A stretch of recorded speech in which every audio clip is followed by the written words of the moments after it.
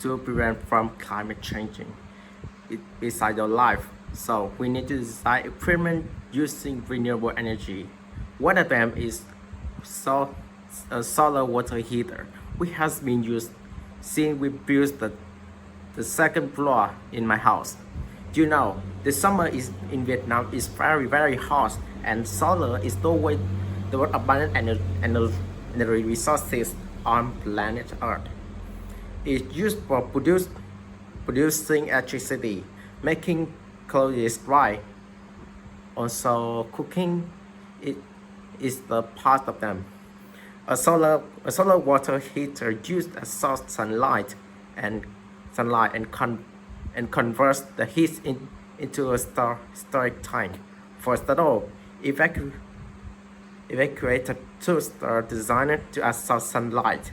Then, water or another heat transfer fluid circulates through the collectors, absorbing heat from the sun. Besides that, the heated fluid transfer heat to the water in an intruded historic tank.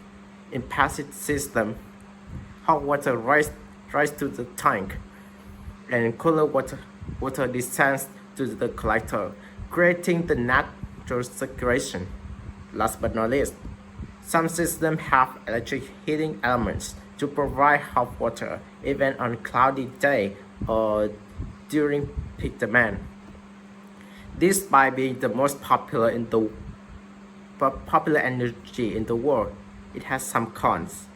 When the weather is cloudy or rainy, it can't operate full powers. Water is only hot in 2 days and becomes cold quickly. In conclusion, solar water heater is very useful in my family.